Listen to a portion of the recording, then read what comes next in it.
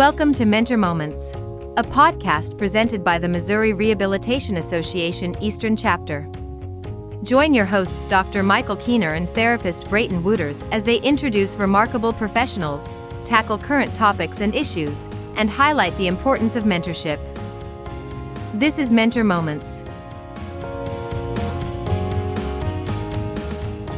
All right. Well, I'm ready if we're ready. I'm ready. Mike, are we ready? I'm ready. Why don't you kick off there, Brayton? Sounds good. Okay, I'm amped. All right, so on today's episode of Mentor Moments, we have Luka with us. Luka, we would love to hear, what do you do? Where do you work? I'm Luka, they, them pronouns. I'm currently working as the co-founder and executive director at SQSH, the St. Louis Queer Support Helpline. We're a grassroots community-based organization founded in 2019 to meet the health disparities and address the oppressive systems that LGBTQIA or queer St. Louisans face. As a 4-year-old organization, some of the programs we run to achieve our mission include peer support initiatives, resource directories, allyship training, community events, and healing justice programming. And our goal is really to create healing spaces and provide holistic support so that queer people in St. Louis and people of all genders and sexualities can thrive. Awesome, Luka. Welcome. What is your background, or people who are part of your organization? I assume all different sort of degree backgrounds, but just let us know a little bit more about about your background and the background of the other people from your agency. Yeah. So I studied political science and sociology, and that was a really helpful background in analyzing the social political issues that we face as a community. I would say our organization comprises of 3 staff, 2 contractors, and over 60 volunteers with all kinds of backgrounds. There are folks with, little access to higher education. Some folks haven't graduated from high school, but they bring a lot of really important and critical lived experience to this work. I would say a commonality includes a passion and commitment to the queer community, and also a commitment to transformative justice, active listening, peer support, which I think really embodies some of the principles of counseling that Brayton showed when I first met you. Yeah, I was gonna, agree to that, and even just the self-advocacy piece, I see a lot in our work as counselors, social justice, and like I said, I would have agreed with your statement about your being a political scientist and sort of really knowing policy and coalescing groups to help with your achieving the mission. Luka, tell us a little bit more about where you are at in your career development. This season, we're really trying to highlight to our listeners where each of our guests are in their career development. Is it early, mid, experience to getting close to retirement? And then sort of what are some things you're doing in your stage? Yeah. Honestly, I kind of wish I could retire, but it's too early for that. I would say I'm maybe early to mid in my leadership development. I feel both really invested in and deeply embedded in the St. Louis queer community, and also feeling like I'm learning new things every day and every year. I feel like I'm a newbie at a lot of this. And I think the executive director role is almost an impossible role. And I think traditionally, a lot of people get very stressed out and burnt out in this role. So I'm a big advocate of having co-directors in an organization or a more distributed leadership structure.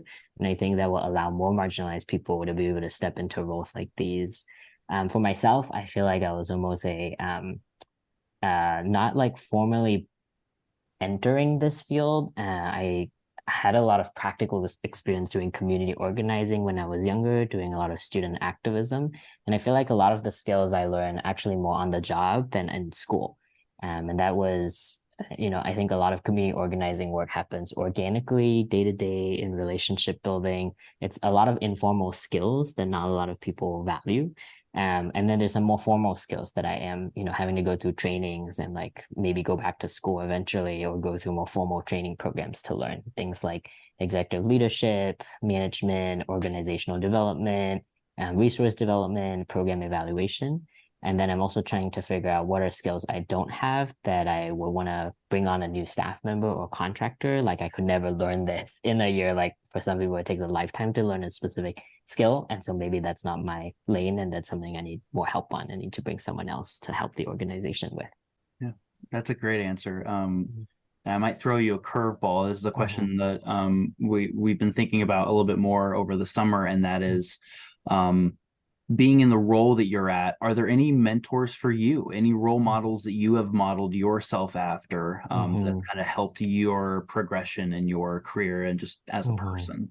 Yeah, kind of embarrassing. I hope they don't listen to this, or maybe if they do, they feel honored, hopefully. But I think a lot of community leaders in St. Louis have really inspired me, including Julia Ho at St. Louis Mutual Aid and St. Louis Solidarity Economy, people like J. Marie Sayer when he worked at MTUG, Beth, Willow are community organizers I admire as well. My most recent inspiration is Marique Jensen at Transformations KC, who is a multiracial trans woman of color who we have the opposite communication style. I feel like I'm like gentle, soothing, and supportive, and she's like direct to the point, like communicates with like a razor sharp edge in a way that makes me feel like I can be myself around her. And I think she inspires others to be their full self because she shows up so fully and with so much life and energy and expertise. So I would say Marika is my most recent inspiration. And you've already done such a good job of answering, I think, our next question. And our next question is very much moments that have really paved the way for your development.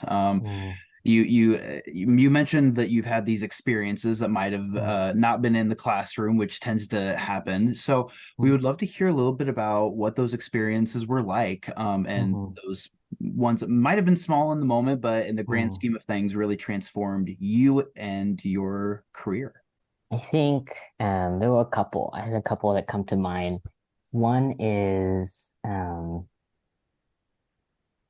I think when I first wanted to found Squish, I both faced a lot of community support and a lot of community skepticism. And understandably, I think we are oftentimes feel like a very resource scarce community. And so there's a sense of everyone's trying to start a new thing. This young person's coming in, don't know what they're doing. Like we already have a helpline, or like we already have been trying to do these things for years. Like who are they as an outsider to come and start these things? So it was a really important and painful lesson for me in building community trust, building on what already exists and not reinventing the wheel.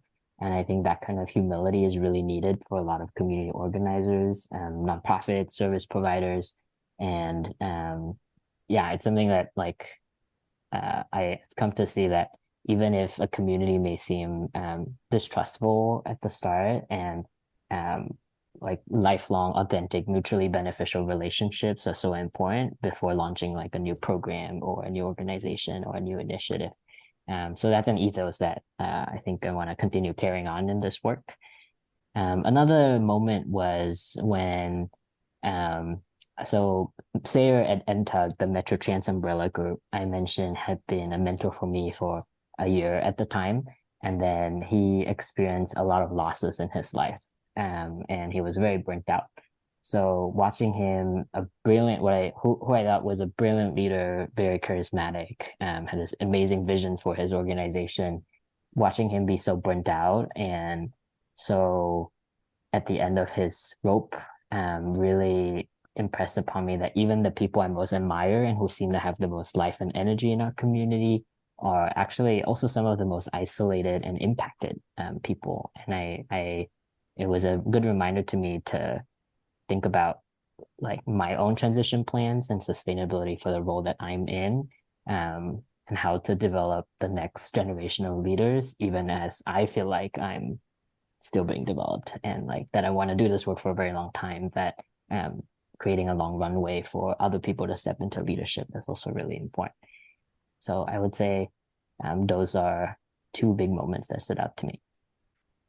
Yeah, I really appreciate that both comments. Your first sort of moment really made me think about that's the counseling relationship, right? We sort of need to build some trust, right? To have the lasting impact kind of perspective. And then your second one about sustainability, I think is hugely important, because I know me personally, sometimes I have all these great ideas, then I have the, oh crap, I have to keep doing them. Like it's, okay, if we're willing to do this, okay, but then also realize there's as you said, a sustainability piece. Or if sometimes my great ideas also are impacted part of another professional organization, and I don't know if everybody else in that organization is ready to do those same things as well. So again, kind of getting back into, how do we coalesce people and we'll make sure we're all on the same page, on the same mission. And again, especially with volunteer organizations, it's okay to say, well, yeah, we love to do that, but this is all extra, right? And so sort of kind of what's real, like a SMART goal, what's realistic, right? Challenging, but yet realistic at the same time. So yeah, I'm not very good at prioritizing. So that is another thing I'm working on. Well, again, too, it just made me think to some of your answers. You seem very insightful already about who you are, your talents, where you're at, and where you want to go. So if nobody's told you that, it sounds like you've got a pretty good sense of who you are and your abilities and again, where you want to head. Thank you. Appreciate that.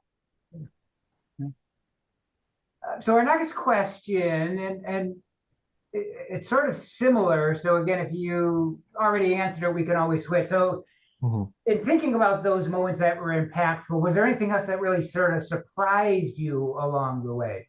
I don't know if this exactly answers the question, but recently I've been thinking about how the more I do this work, and I haven't even been in it for very long, like I formally 5 years, informally about 8 to 10 years. Every year, I feel like when new people join this work or step into new leadership positions and I'm meeting with them for the first time to form a partnership and get to know them, I feel like I'm having some of the same conversations over and over. And I've been having them a few years ago.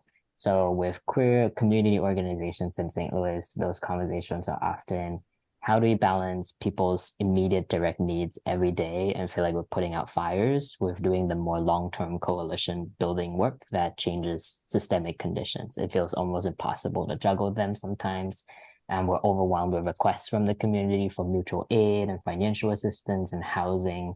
And under those conditions of stress, it can be really difficult to come together, be strategic, build a more long-term systems change strategy.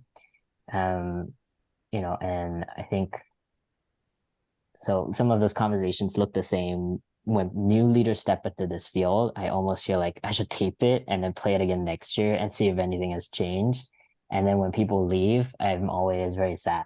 Sometimes people are in interim positions. And as I mentioned, I think the ED position is especially prone to this, especially when marginalized people step into this role. I think sometimes organizations also are afraid of looking bad. And so they hire someone with marginalized identity into a high-level leadership role with no training, no support, no supervision, and like no professional development budget, no support group. And it of course they leave, eventually. It's very difficult to stay in those positions. Yeah, so in a way it's surprising and also unsurprising. And I wish I could record all these conversations I've had and then play it every year so that when people join this work, they can be more prepared for some of the burnout, the isolation, and support each other so that we're not repeating that every year. The one last thing I'll say is sometimes I feel like when folks are new to this work, there's this bright-eyed optimism, I want to do this thing, I want to do this thing. Actually, a lot of those things I feel like have been thought of by our, I don't know if ancestors is the right word, the people before us. So things like allyship trainings or certain types of community events, having a community center is something we talk about every 5 years, I feel like, but then, or having queer and trans specific housing. And I want to see the needle move and resources put into all of these things. And sometimes it feels like as one rises, another one falls, these community projects. And I wish, I think we could get to the root of why they haven't been sustained, or the trans queer flat, or the LGBT center. I'm not sure if y'all know, there's been many iterations of these LGBTQ or pride centers over the years, and most of them haven't lasted more than 10 years each. Yeah, does that answer your question? Thoughts? No, that's all super insightful. Mm, And I kind of want to go back to a piece that you said when you said that I haven't been doing this that long. I mean, it sounds like you've been doing this quite a long time. And maybe in the grand scope of things, mm, it's not a long time. And that experience that you're coming from, I, mm, I wonder if it's ever isolating, because mm, these perspectives and experiences that you have seem very unique to you, and I'm wondering if there's anyone else around you that feels or sees the same kind of mm. things. Thanks, Brayton. Um, I think it is isolating, and I think it's hard to reconcile feeling a little jaded about things with wanting to be, but also feeling very energized and motivated to do this work, and then wanting to not depress the new people who are joining, but also be realistic and prepare them for challenges. Um, I think I feel a lot less isolated once we had more than one staff person, because we would have weekly staff meetings where we could debrief, decompress, strategize, share our observations, and having stable personnel who are committed to the cause, values align, and also knowing our capacity, resources, and the challenges we face has been one of the most helpful things. So I really appreciate the workplace environment that we've created together. And before that, it was much more isolating when it was we were mostly volunteer run, and I was the only staff, and really like I was unpaid staff for many years. Sure. Mike, anything to add before I? Well, of course, I'm smiling because one of the courses I love to teach the most is research methods. Mm, And you talked about program eval earlier on, and then mm, sustainability and feeling isolated. And I'm just wondering, there's sort of a field of research called participatory action research, or PAR. And so it's very mm, community based, mm, very localized. So again, it mm, sounds like mm, the stakeholders that you see or that you mm, work with, how could we make a community center last more than 10 years, mm, or like what? So mm, and to me, like, where maybe traditional research, yeah, you're creating knowledge and then maybe you publish it, but you never know if it's anybody's reading it or using it. The goal or the outcome of participatory action research is actually then to implement something. mm, And so I mm, don't, that's just, again, anytime I get a chance to talk about research and something mm, that can be really practitioner based or really mm, action oriented, community based. And we mm, can chat offline if this excites mm, you. I'm happy to kind of continue that, mm, um, that conversation, mm. as well. Yeah, that's really cool, Mike. Actually, I think that will be really interesting because right now we're applying for a grant from the Missouri Foundation for Health to do a project called Systems Change and Coalition Building. And it's meant exactly to address what you said. So we want to gather about 30 coalition members across the state.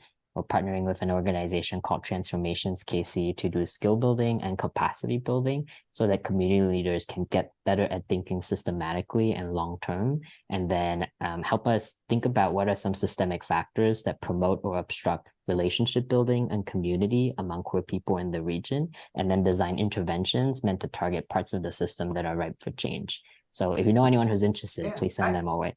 sure. And again, I mean, you're doing participatory action research without just the name already. So that's awesome. That's awesome. Yeah. So, in talking about not feeling isolated, not being Mm, burned out, and have sustainability, this is mm, where our next, question. We are more than who we are, or we are more mm, than our career. So mm, we also want you to kind of let our listeners know, mm, who are you sort of outside of the job, and mm, sort of how do you, I guess, stay refreshed and mm. energized. I feel like I'm a very simple person outside of my work. I like to read. I like to play video games. One of my lifelong dreams is to have a corgi or be able to. I'm an animal lover. When I was younger, I wanted to be a vet, and then I realized I need to study medicine. I was like, actually, no. I wanted to work with animals in some way. Um, I also really like kids, so for a while I wanted to teach and be a kindergarten teacher. And then, teachers are very underpaid and under-resourced, and it was very stressful in the time I spent teaching. Um, so those are some things I love to do. I think I also really like, I'm an ambivert. So actually, oftentimes the work I do brings me into contact with a lot of community members that I end up being friends with, or in community with. So that's one of the most fulfilling parts of this work, is that there are benefits outside of work as well, and it helps me feel closer and more rooted in St. Louis. I will say a downside is sometimes I spend so much time socializing at work and talking to people. Sometimes my days are just full of meetings and conversations. Outside of work, I'm like, I don't want to talk to anyone sometimes. I just want to lie on the couch and read or play video games. I couldn't agree more with what you just said. And I like how you mentioned, because a lot of what we talk about, at least in this space, is the work-life balance. And for some people that doesn't like exist. It can be at the same time. It doesn't have to be in these categorized boxes. And so any organizations, teams, resources that you would love to shout out, maybe you're a part of, maybe you want to put a spotlight on for our listeners to get connected to? I'm a part of a group called Solidarity Economy, and they are a network in St. Louis that brings together people who believe in creating an economy that is anti-capitalist and that focuses on mutual benefit and meeting people's needs instead of profit. And so there can be a lot of ways to define that. That could be like a worker-owned co-op. Maybe it's a local grocery store. Maybe it's nonprofit organizations who want to learn how to operate according to co-op principles. Honestly, I'm not an expert on this, so I'm just saying what I think it is. There are a lot of members in the organization that I can't wait to get to know. And there are these monthly meetups that I always miss because of work, but I'm hoping to go to the next one. So Solidarity Economy. And then the other organization I really want to shout out is Transformations KC, and I mentioned them earlier. They're an organization focused on capacity building and leadership development for trans women of color across the region. I think it's like Missouri, Arkansas, and one other state. I can't remember. And the way that they operate has really amazed me. They are about the same size and slightly older than Squish. And I really appreciate the way that they uplift relationship building and leadership development instead of just providing services or running programs, because I think that really suits the leaders of the next generation for our movement. And that's an approach that I think is very innovative and takes a lot of work and emotional energy. Yeah, I think those are the two organizations I would really want to uplift and encourage people to connect with. Well, happy to, if you have their websites or information, we'll put the link in the description so people can get access to those organizations. Well, Luka, this is your time to shine some more. So as we wrap up, as we finish this episode, share some wisdom with us. What is your mentor moment? Is there a little bit of a task or homework, or is there something you want our listeners to reflect on, chew on, think about? I would say maybe two things. One is that I learned a lot about this work through relationships. And, there was only so much that I learned in school through a formal curriculum or that I could read online. And I love reading, so this is saying something. I think the relationships I've built with different people in St. Louis really were probably some of my most important education to prepare me to do this work. So spending time in conversation with people, I think, is a very productive thing to do, especially people who have values or skills that you admire. The other thing I was thinking about is when I was younger, I had this dream about what my career was going to be like and how I wanted to become better at my job over time and work at all these different places. But now I feel like I have a much more non-linear view of what work looks like, and also that I don't really feel very bought into this phase career development anymore, because a lot of this work is very non-transactional. There's not an upward path. And oftentimes people leave nonprofits or community work because they feel like, oh, there's not something else to challenge me anymore, and my pay has been staying stagnant for the past 10 years. And that's also all very valid, that people working in nonprofits are chronically underpaid and overworked. But I think there's also something said about thinking about growth as personal and deep and about relationships and community instead of moving upwards. And I think people often move to other places, countries, states in order for upward mobility. But I think there's something also really beautiful about doing work within the same community over a very long time and getting to know the community very well. Such an awesome mentor moment. And I, yeah, especially love, again, it's not a straight line, right? Career development or career progression, again, we can lose a job, so we can maybe start in the beginning again or going forward, or maybe again, like we have different life values, different life roles that are important. So yeah, it's just not a standard, just keep walking up the stairs or climbing the ladder there. Luka, we want to thank you one more time for taking time out of your day to chat with us and highlight those resources and those organizations as well. We really appreciate you and what you're doing and your story. And I get super excited and super energized just talking about this kind of stuff. So we just want to thank you one more time for taking time to chat. Yeah, thank you for having me. Thank you.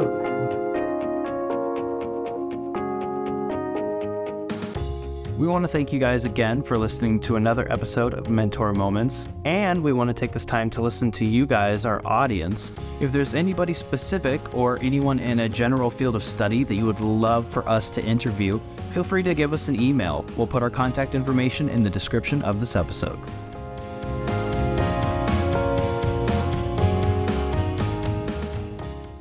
Are you ready for a career that makes a difference in your community? Consider becoming a counselor with Missouri Vocational Rehabilitation. Vocational Rehabilitation Counselor helps people who have disabilities find a career path that helps to use their strengths.